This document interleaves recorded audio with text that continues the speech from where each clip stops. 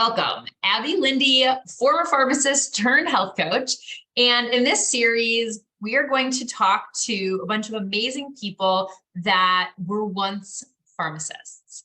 And there is something that I just love so much about the kind of people that become pharmacists. And there's something about pharmacy right now that it's just really tough. And there's a lot of challenges associated with it. And so what I'm seeing is a lot of my colleagues and friends are exploring side projects and passions and pivoting, and in many cases, leaving pharmacy. And so I thought it would be really fun to connect with them, learn about their journey from pharmacy, out of pharmacy and back for some of them, and just really see what kind of interesting fun we can have with that. All right, so today we have Josh Rimany here with us. He is the Cheif Wellness Officer at Dilworth Wellness Center, and then also founder of Beyond the Pills Mentorship and the Stay Well Institute. Lots of different hats. I cannot wait to dig in on all of the different hats. Welcome, Josh. Awesome. Thanks, Abby. Thanks for having me. This is exciting. This is stuff I love talking about. So I think we're going to have a really good conversation today. Awesome. I'm excited too. So the first question I always start out with is we go way back, and I want to know how you ended up going to pharmacy school. Why did you go into pharmacy in the first place? How did that whole decision happen? Sure. The easiest way for me to explain why or how I became a pharmacist was I got exposed to a lot of different medications as an adolescent. So I was diagnosed with acute lymphocytic leukemia when I was 16 years old.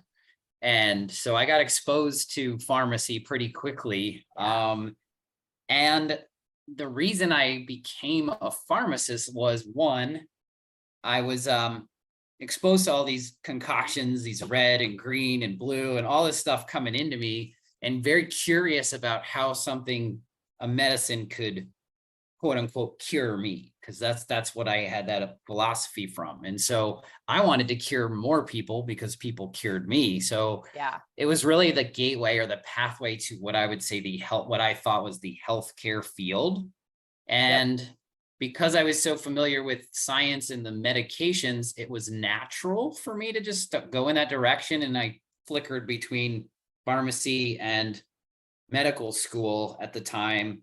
And pharmacy just sort of naturally flowed with me. And coincidentally, I was actually working for a pharmacy as well as like my second job I ever had, which was at the time before I was even diagnosed. I was kind of working in the front of a pharmacy. At the time, it was one of the chains, but they were smaller then. Yeah, it was different. Yeah, whole lot different, right? Yeah. But yeah, so that's why I got into what I thought was healthcare. It was like, hey, let's do this because people cured me. So why can't I wanted to give back just like people gave to me. So that was kind of how it started. Okay. And so it sounds like your vision of what pharmacy was kind of changed after you got into pharmacy. You weren't curing people all the time. Is that what you're saying? Yeah. If we could talk about this one subject for hours, right? Yeah. So my perception of healthcare was you got diagnosed and then drugs made that diagnosis go away, right? Yeah. And because I was cured, I literally had a cure. Like I went into remission and I was cured at a certain point in my life.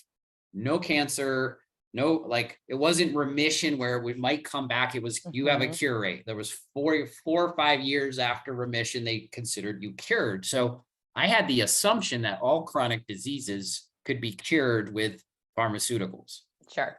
And so when I became a pharmacist and filling every single prescription for people month after month after month, day after day, year after year, if you kind of open up your awareness to what's going on beyond the day-to-day, and you see the trends are people take more medications over time, right? And so somewhere inside of me, I was thinking to myself, it wasn't really this aha moment. It was this full awareness of people aren't getting better. They're actually getting sicker because we're putting more medications on them and they don't seem to be improving. And so that was kind of my like sticky in my head was like, oh, I need to learn more about what's going on here, which is what I would consider a lot of people now call root cause. Was more of like, oh, what's really going on here? So that led me to different rabbit holes of trying to understand healthcare and chronic disease in different lights. And so I always tell people I went from sick care to healthcare to well care to now healing, because there's never been a point where there isn't a more, there isn't a more, there isn't a more, And so for me, that aha was chronic disease and medications. They might mask the symptom of it, right? Blood pressure symptom, but not the root cause. And so that why for me was what really stuck me into learning more about nutrition, learning more about clinical nutrition, which turned into functional medicine, getting certified in that, and then still moving forward. Like that's still not all of the piece yet. Like the human experience has been really, really fun journey for me.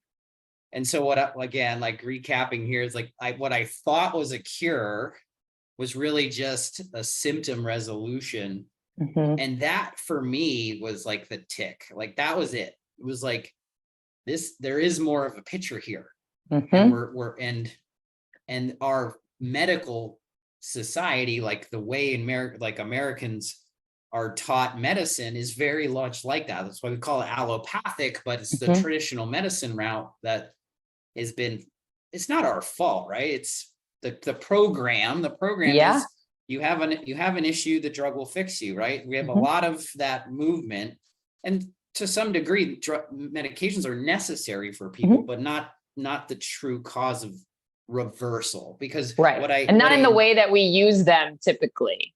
Well, and the thing is, like, if you ask anyone that goes into healthcare, we want to help people. But we also want to, like, I wanted to cure people. Like that was legitimate because I was cured and I was fascinated by that. And then you kind of get into the whole process. And I still remember, like, I graduated pharmacy school in '98. So I guess I'm dated now compared to other people. But like one of the modules that we learned was drugs and disease state. It was called that.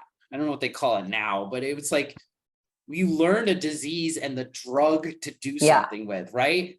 And so I guess a part of my soul probably should have been a naturopath, or someone that was really looking at exploring more of the why. And but for whatever reason, I think everything happens for a reason, is I had to learn certain things before I could unlearn them. And I think pharmacy was one of those. So I say I'm an un-pharmacist. It's not because I'm anti-pharmacy. It's because I want to de-prescribe medications in a way for people, because lifestyle and all these components, chronic disease, in my opinion, is a lifestyle problem, not a medication, not a medication depletion problem, right? We aren't prescribed Prozac or an SNRI because we have a deficiency in that drug, right?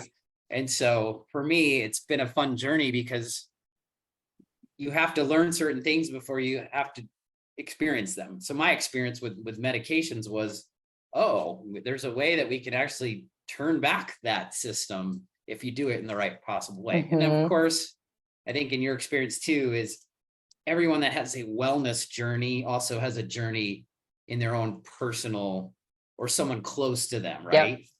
So that was the other piece to it, was I've gone through this transition myself, and with my family, close people around me, that kind of got me more motivated to learn more of it. Interesting. Yeah.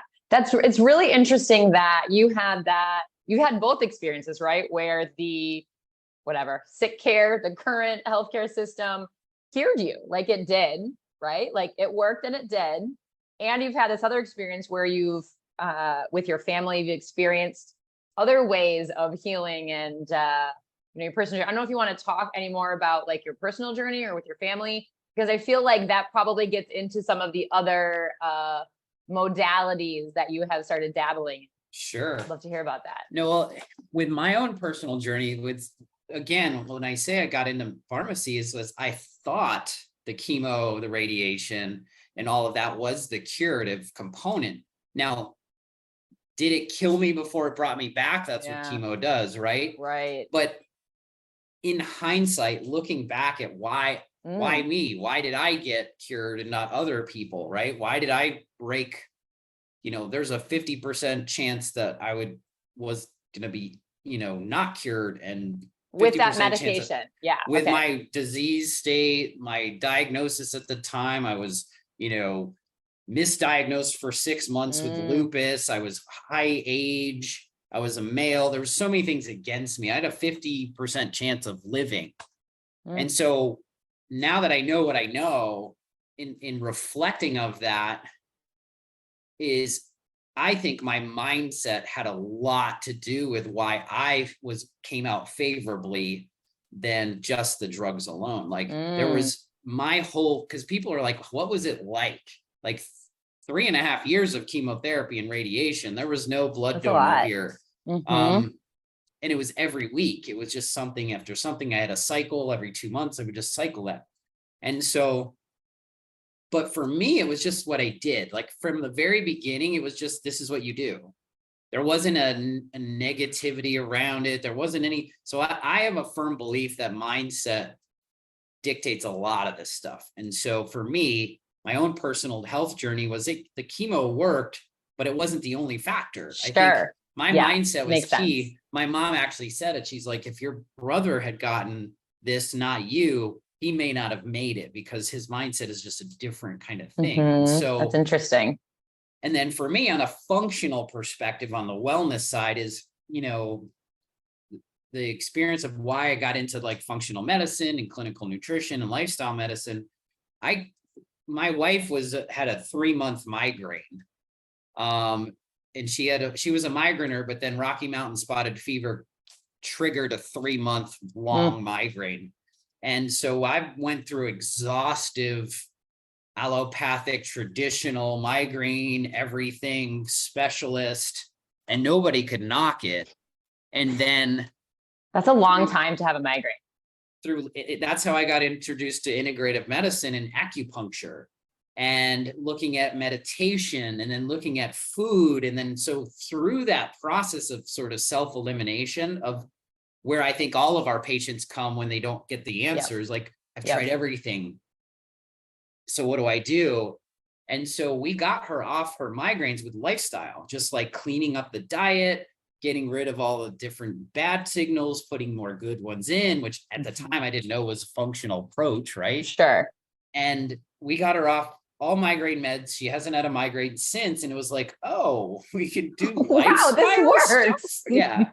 So it was kind of like we went through this whole expensive gamut array of all these medical tests and all these preventatives to, if I just get rid of these like chemicals in my diet and get rid of sweeteners and clean up all of my diet and put in the right signals with supplementation and stuff, and some complementary things, which at the time, now I teach as lifestyle medicine, but like nailing sleep, nailing acupuncture, these type of things. And all of a sudden it was like, this is a formula for what I can do for my own health, not something on this outside, like a drug fixing me. Yeah. That sort of inside out, rather the outside in approach really hit me like, there's something here. I gotta go down this hole for a while. And that's when I shifted my whole career. I was like, that's when I decided I was going to go all in on functional medicine, get certified through IFM as a pharmacist. And at the time, when did you do that? Because that was probably pretty rare, huh? I was the 9th in the world to get certified through the IFM approach in 2018. Very cool. I just say that because I was like, I hit the top 10, right? Yeah. What I noticed in getting through functional medicine training was pharmacists were in the other category. Like there was doctors, health coaches, naturopaths, you can name it, like DOs, health coaches, nutrition, every single modality of health was out there, but we're kind of pegged as the drug experts. So so why would we be there? why? Yeah, no, this is the funny part, Abby, because every time I'd be in an IFM conference and I say I'm a pharmacist, they're like, oh, you compound. Like that's the only thing they thought we could do is, oh, you just give us the hormones. It was like, yeah, but I also have the same philosophy that you do. And what's fun about functional medicine is there's very little prescribing. So it's really a good avenue for pharmacists to, let's prescribe nutrition, let's prescribe diet, let's prescribe supplements, let's prescribe lifestyle and see what happens, right? Yeah. Because we teach patients or clients how to make some of these choices themselves, and that whole coaching aspect. Absolutely. Yeah, I think the pharmacist of the future acts more like a health coach than anything. And we survive without labs. Doctors just throw up all these labs and then we come pick up the parts. It's like, you just coming to us, we don't really do that stuff now. But so now it's fun to kind of play in the little bit of the lab area too, with like, you know, nutritional labs or B12 status, and really like like methylation or something where it's kind of fun, where we can actually do some of this stuff now and still be complementary to the system without what I would say, without competition from the doctors, right? Just similar. I think on the wellness side, I think it's similar with like vaccines. Like doctors in the beginning, they didn't want pharmacists to steal their thunder there. Yeah. If we remember that time, right? I came into the pharmacy world like right after that had happened. So it was still kind of new, but I didn't have to go through all of that. But I've heard, but well, it was a growth spurt. But now they're like, just take them. We don't want that, right? They're like, we've been, because we showed the value, and then it's like, well, now they can do what they really need to do. Yeah. And I think this is where wellness is coming into play, is doctors don't have time to do this lifestyle management and these things that we could probably be doing from a, let's call it primary care setting. This is a big thing we're talking about in pharmacy now, is what is our role in primary care? Yeah. Well, it's lifestyle medicine. What things can we be teaching? You imagine the pharmacy of the future, right? This is what I love to talk about, is the 2.0 version of pharmacy now gets off the billing model a little bit, because we have a dispensing reimbursement disease right now. It's not well. And we teach these things in group settings, in our pharmacies, getting people moving. You know, what if we could turn back some of this pre-diabetes stuff, right? I think cardiometabolic disease is like the lowest hanging fruit for independent community pharmacy. Yes. Is can we move these pharmacies and pharmacists forward in the space of lifestyle medicine? Yeah. I really don't like saying the word functional medicine to pharmacists, because I think it scares the crap out of them. Yeah. That they have to go and do a 3-year-long program and get certified. It's a whole thing. Well, I'm going to give the teaser to this. Like, hey, I've gone through that process and I've gone all the way back to simple, because I think there's a niche for that. But what I noticed over time is functional medicine, especially with doctors, they get complicated really quickly. They want to do all these tertiary labs and these crazy protocols when they haven't nailed like the diet, lifestyle, and like the 80-20 rule first. Totally. They go like right they're to not the sleeping 20. and they're stressed out of their mind and they're eating junk food all day. Like it doesn't matter what any of those fancy labs say unless you address those.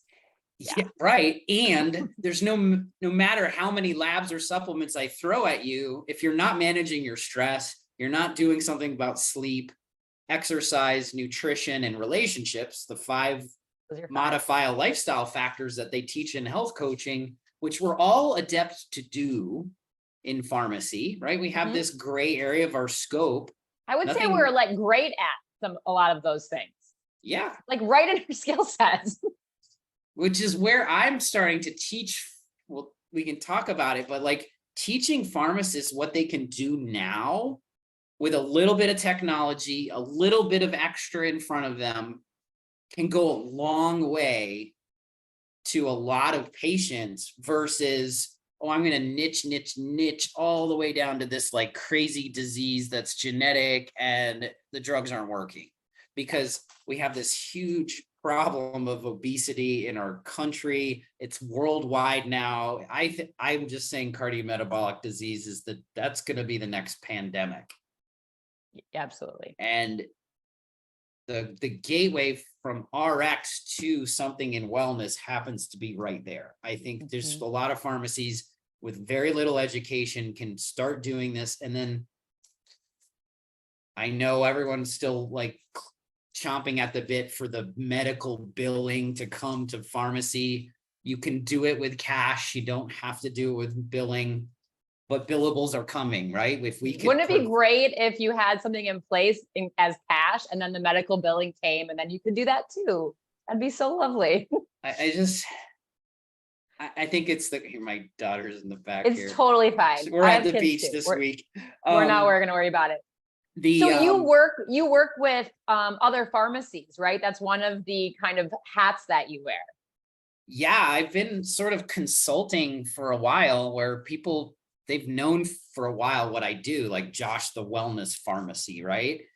And they're teach me more. So I've taught, spoken on clinical nutrition, nutrient depletion, functional medicine for such a long time. And what happened, again, my observation over time has been, my experience is pharmacies love what I say, but then it's not applicable to them. It's like, oh yeah, that's great.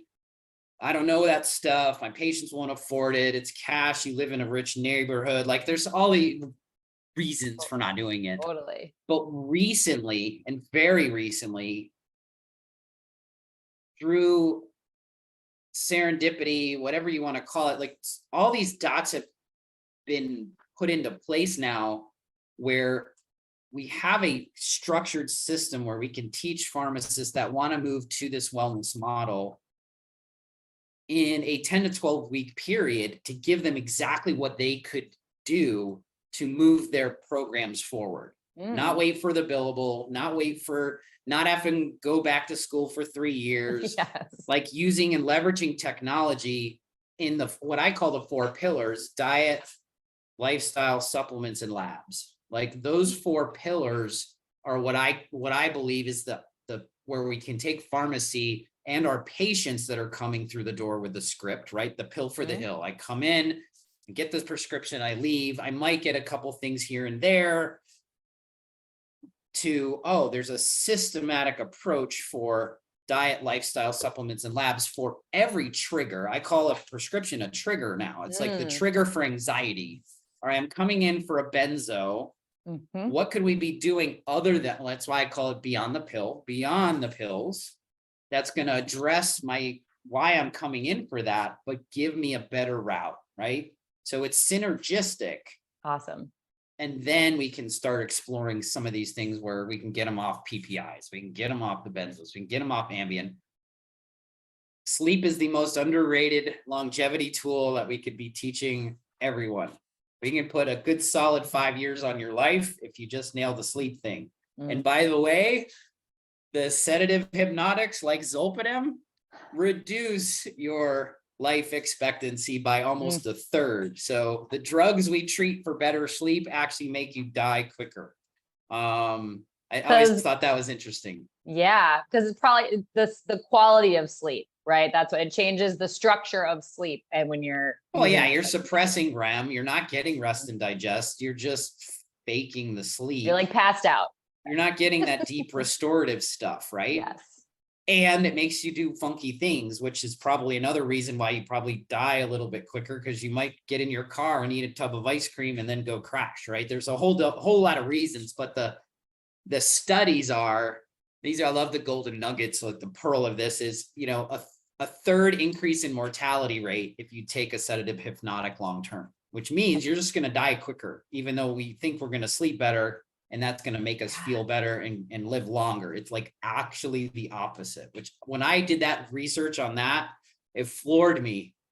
I had no idea about that one. But that think a was lot of just, I know off people will topic, be, but well, usually if you're prescribing Ambien or you're dispensing it every month, 30 for 30, it's synced with the patient's profile. Why not have that conversation? Hey, it's a trigger. this isn't gonna, right. The trigger could be what diet, lifestyle, supplements, and labs. If you nail your sleep habits, you shouldn't need Ambien. Trust me. But are they doing the little things, right, Abby? Are they taking away screen time 2 hours before? Are they not eating alcohol? Like all the lifestyle things that we could be doing that are free or low cost? Are we tracking our sleep with a wearable? Are these things that we could be doing as pharmacists, right? If we can do this ourselves, why can't we teach our patients? Totally. You nail sleep, you're going to have really happy customers, right? Oh my gosh. Absolutely. For me, sleep is one of the things, if I'm starting to feel a little off, the first thing I always go back and focus on is sleep. I love sleep personally. I really love sleep. So it's something that I can like not get excited about, because that's not the right word, but like I'm willing to put the time in to get the sleep right. So that's always my go-to. Well, I think people, if they know the why and the what, the how becomes easier always, right? And so I always try to teach the why in there. And the why we want to nail sleep is literally like, I'm doing a lot with longevity lately, like functional genomics and moving back the biological clock with what we do. We can prove this now. And sleep is still the number one out of diet and exercise, anything lifestyle modifier. Sleep is the number one improvement tool for longevity. Well, good. That's what I've been working. That's always what I work on. So yay. So intuitive, your mind probably thinks that, right? It's like, hey, and so my body knows. The body knows. Perfect. Oh, love it. Okay, cool. So that is the Beyond the Pills mentorship. Is that what you call it? Or yeah. So literally we launched I don't know when this is recording will go out, but literally this week we're launching some webinars to show pharmacies, like I'm calling it an accelerator program, like a 10 to 12 week program to get you from RX only to wellness programs and you don't have to go get certified at IFM, and you don't have to go do blah, blah, blah. That your patients can afford, that you can confidently do, and then you don't have to go back to school for. Very cool. Like all of that has just surfaced over the last couple of months. And I've had so many people ask me. So I was like, you know what, we're just going to do this. And so we're launching the Beyond the Pills Accelerator program to get people in the space of fixing the two problems we have in pharmacy. Like one, pills don't pay the bills anymore. They just don't. And they don't fix the chronic disease anyway. We're taking more pills. They're getting more expensive. The biologicals are coming. They're here. The reimbursements are going lower, and chronic disease is on the rise. Like nobody can dispute that fact. So the system is broken. It's sort of, so what can we do to fix the diversify off of dispensing, but also make our patients healthier? Is a solution I don't think has been solved to date. I think we worked on both separately. What can we be doing outside of dispensing is the number one thing everyone's asking about. PA, CPESN, all these places are, what can we be doing outside of dispensing? I just love that and approach. And, oh, by the way, it makes your patients better. Absolutely. Sometimes I think about it in terms of like, can we do something that's good for patients, good for the pharmacy? And I think the other part is like good for me as a healthcare professional, that like my well-being and my like, you know, like you said, you're not going every day and dispensing things and thinking like, this isn't even helping. What am I doing here? So like, if I always think of those three, like if you have a solution that hits all three of those and it sounds like yours does, I think that could be really cool. Ooh, I love that. I got tingles because the way I look at it though, Abby, is at the same time, so yeah, you feed your soul bucket because they're leaving. So what if they bought a $500 program that was full of supplements and made them healthier, and it's like and it made you feel great because they felt great, and it Help put money in people. and you could help more people. I always tell people, profit's not a dirty word, but it's not the driver of what you should do. There's been lots of organizations in our profession that have been focused on the dollar. Just think of the compounding craze. It's probably almost a decade now, right? Yeah. Where people were just hitting the button as fast as they can, getting as much money as they possibly can. I've always been a purpose-driven guy. And so this feeds my soul bucket of teaching other pharmacists, like, hey, you can make them feel better and still make money and make a good living so you can help more people, right? None of us can help people if we're not in business. Yep. And if we still, if we stick to that medication dispensing model, I'm going to say something that probably slightly controversial, but I say it in my talks. Okay, I'm ready. I think the PBM dispensing reimbursement model is a gift for pharmacy.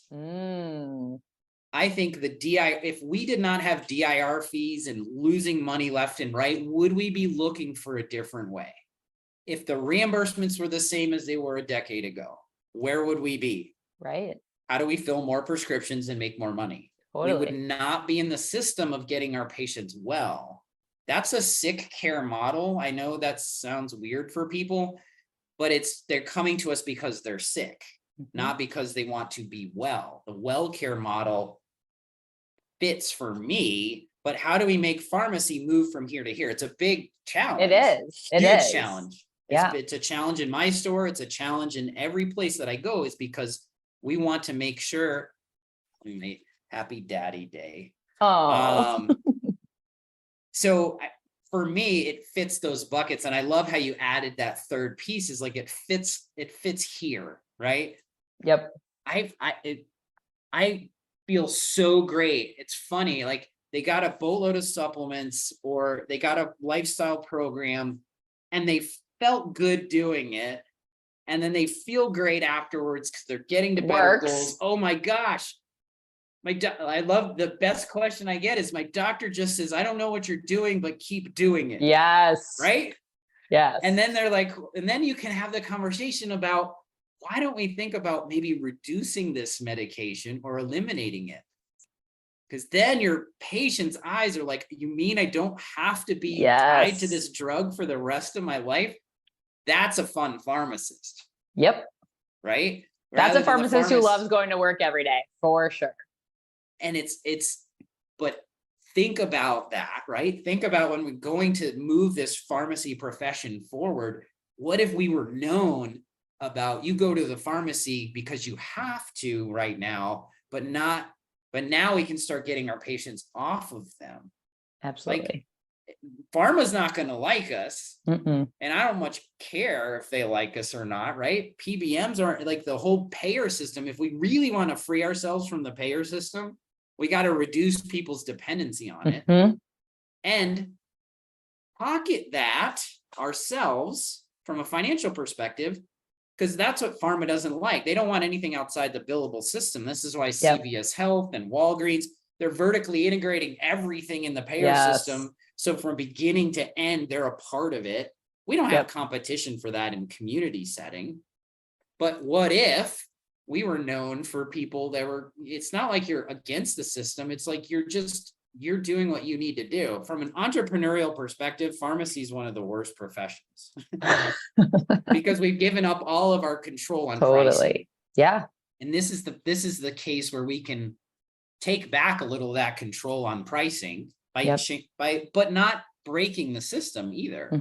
So use it for what it needs, and then get our pharmacies on board with, I can do, and group-based wellness programmings are very affordable. And we can, like I said, there isn't much to get started. Now, you got to act like a clinical nutritionist till you are one. You got to act like a health coach until you are one. You got to act like a functional nutritionist until you are one. You got to act. So it takes being brave and being vulnerable and maybe not being perfect at something the first time, which is, it is a thing that will have to be overcome, right? Yeah, well, we all have imposter syndrome. It's part of our psyche, right? It is. I remember my first hormone consult. I was like, there's no way in hell I could do this. I don't think I know what I'm talking about, until I got over it and says, you know what? You got to start by starting. Yep. So yeah, this 10-week accelerator program gets them to what I call the minimum viable product. It's version 1, but these things in our pocket, if Apple waited until the version was complete, we'd never have a phone. Yes. So that's why we have upgrades, right? So when you get to version 3 of your program, it's probably going to be dialed in. So I always say it's not a beta program. It's not incomplete. You build as you go, and you ask the questions so you can mold it to their needs.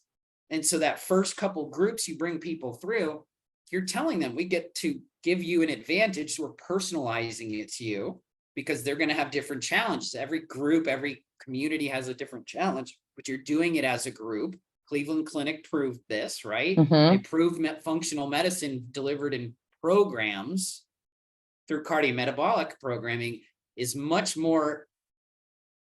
better outcomes when you do it in a peer group setting. Which makes all the sense in the world. Peers than they do the actual provider. So that gives you more confidence to say, I don't need to know everything, because they're going to say, how'd you do it? How'd you eat that way? How'd you make that recipe? And all of a sudden, the tribe is moving forward with it.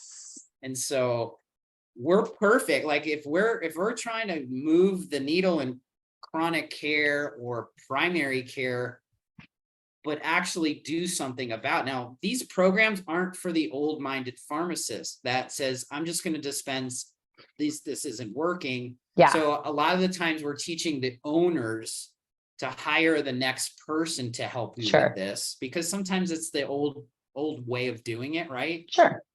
So we're changing the guard, but we're also putting in this new energy where pharmacists want to be more clinical, but in a different way. Like, let's be more clinical on prevention. Let's not just not like about adding prevention. more medications to get to a blood pressure goal, or well, and the World Health I love everything backed by science. Lifestyle medicine is backed by science. Like ancient wisdom is backed by science now. This is why we know the science of sleep and breathing. But the World Health Organization says the determinants of health. We always talk about the social determinants of health. Well, there's another determinant of health that improves outcomes. It's 35% improvement in outcomes when we talk about lifestyle, whereas the medical part is only 10% of the outcome. Oh.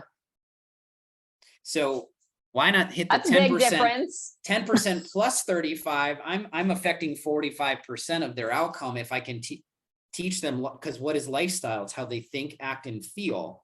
Well, how they act is lifestyle. So your personality dictates that personal reality. And that reality is, if we can teach them tips, tricks, hacks, any way to get that lifestyle in a better place, then we're in good shape. Awesome. So what were the other ones you said? Think, feel, act. So that's a Joe Dispenza thing. So your personality consists of how you think, how you act, and how you feel, right? Okay.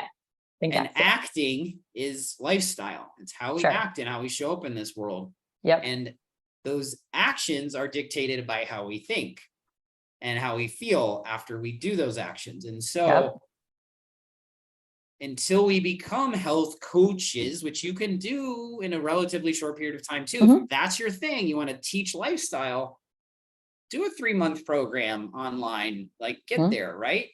So you can specialize in any one of those 4 pillars, whether it's nutrition, lifestyle, that's coaching, right? Health coaching, clinic supplements, clinical nutrition, and labs. Labs are easy to learn, but you're learning not CBCs and stuff like that. You're learning, like, there's very intuitive tests now that come with the results already there for you as a clinician to guide your patient through that process to learning this much, but then understanding you can go down that rabbit hole, but it might only be 8 hours worth of work that you can do over a period of time to get better at it. That's the goal. We're never got to be pharmacists by just one day. We had to learn all that stuff. But Yeah. now with technology and using things like app-based systems, you can get some of this stuff really quickly and easily for people. Well, and it's nice to have a kind of a structure, an accelerator to kind of hold that. So that's nice. Yep. Okay, so you also found, tell me about that. So yeah, the Stay Well Institute was my way of kind of separating the pharmacy from functional medicine, because of my avatars were different. And I think that's important, is like the pharmacy customer I've known over time isn't like the one that's going to go full board $1,000 programs, right? And so Sure. we kind of put the line in the sand of what does more advanced things do. So we have Stay Well Institute. It's a virtual online wellness center, not pharmacist, where we teach. We have three main programmings. One is the one is the stress and well-being program, which really just deals with the stress and management of that, using cortisol and using things we can do for mindfulness. The main program is our mind body reset, and that's kind of metabolic reset program, but it links the mind and the body together. So we teach the stress management, it builds off into the metabolic reset. And then that's actually evolved over time, is that then the next transition from that is moving them from mind body reset and into longevity. So I speak, and I'm big in entrepreneur circles. So a lot of my entrepreneur friends, that's the hot button thing, is how do I live longer, right? And so that's developed into functional genomics and testing biological age. So we're proving the front end, but we're personalizing it on the back end with optimizing their health journey through things like genomics and testing. So that's kind of what the Stay Well does. So your Beyond the Pills is where you're working with other pharmacies, and then the Stay Well Institute is where you and your team work with clients, essentially. Yeah, in the virtual space. And so it's moving clients further along their continuum beyond just pharmacy and a little bit of wellness. So it's kind of like you look at the continuum, and it gets a little more complicated, but that's where I think pharmacists got really stuck. It's like, hey, I can't do that yet. What can I do? It's like, you can do a lot. So that's why I developed the Beyond the Pills process and mentorship mastermind group, is what can we do as pharmacists today?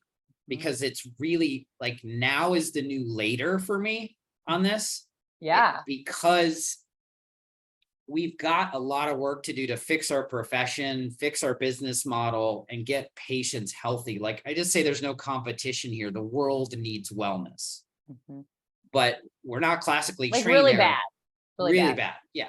We can like, at what point are we going to stop saying the standard American diet, right? But it's still standard. So I can talk to even any group, and it's the bell curve of what we do. We're fascinated with cheap, easy, good tasting food. Brightly colored, but not because it's from the ground, because it's processed. Yeah. And I know it's hard to say, but we're the only species on the planet that willingly puts bad things in our body. It is crazy. I mean, it's not crazy. I actually am, because I like to get all the certifications, because that's just what I do. That's what we do as pharmacists. I've been learning about, most recently, how big tobacco, when that kind of all started crumbling, you know what they bought up? All the processed food companies. And they use the same business model to get us all addicted to processed foods. I mean, like, it's, from a business perspective, I suppose it's like evil genius. But it's like, it actually makes a lot of sense why it is the way that it is, because it is very calculated. But you think about it, is like, it's kind of like the PBM model. People that really, really work in the PBM model, it's like they're sold their soul. Like, they're just not going to heaven, right? Because they just, they're there to, like, they've decided they're all in on it. It's like they've written that contract. It's like, if you work for the tobacco company, it makes sense, right? What is the next thing that we could get more people to buy? I always think that Dr. Pepper went through like 40 chemical like recipes until they got to the bliss factor. And the bliss factor was by PhD scientists to say, what's the perfect amount where they just can't stop, right? Yeah. That's, to me, that's creepy, right? Like, Yeah. it's like we're killing our planet, we're killing our people because for what? For money. Money's just the root of what? I don't know. It's, for me, it's just it's how I get experience in my life. I have to pay for it, then I get the experience. I like the word abundance more than anything. So yeah. Okay. Oh, that's awesome. It sounds like you're busy. yeah, I'm a bit busy. Okay, so I want to bring it back. I always like to kind of bring it back to what we were talking about at the beginning, where you went to, and I think it's pretty obvious after listening to you talk, but you went to pharmacy school, you became a pharmacist, you had a certain skill set.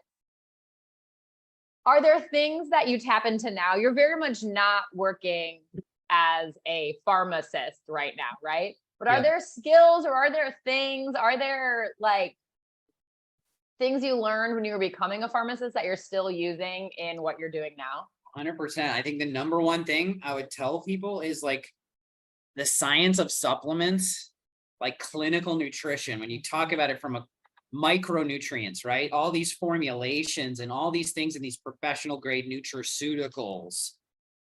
It's the same wiring that we wired to learn drugs. So why aren't we like, there's nobody owning this space in the medical field. You can't go to the blank that knows supplements.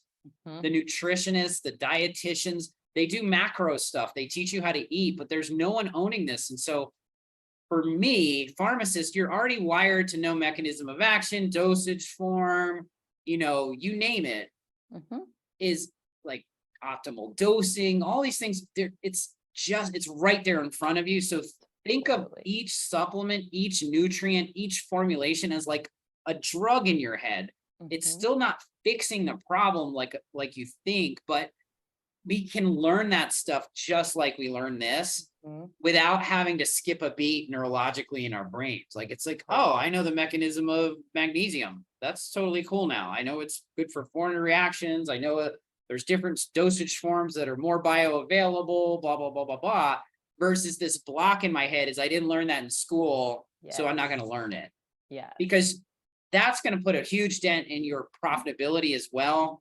You're running 50% margins and you're only spending $5 to make $5, not $1,500 to make $5 and like a drug spend. So my call to action for pharmacists is really like, learn that stuff.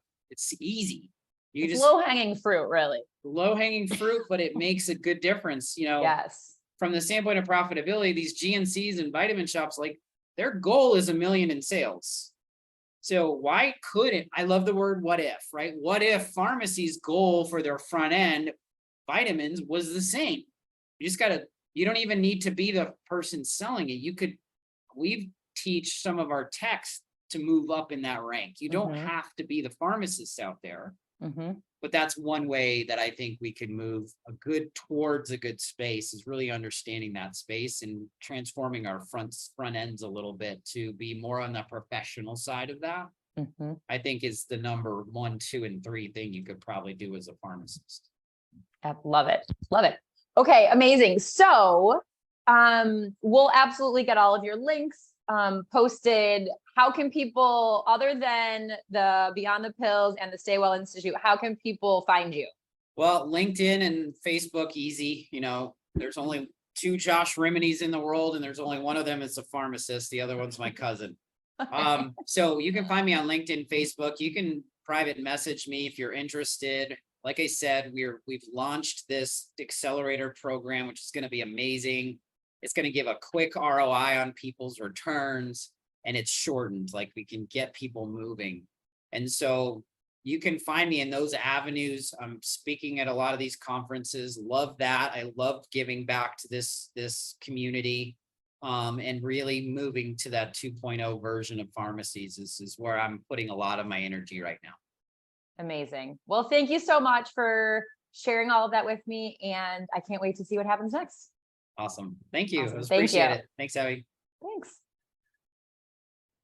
What a great interview with Josh. It was so fun to hear about the pharmacy, the wellness center, the online coaching with patients, and helping other pharmacists do the same work. So I hope you enjoyed and make sure to check out the resources. Yes.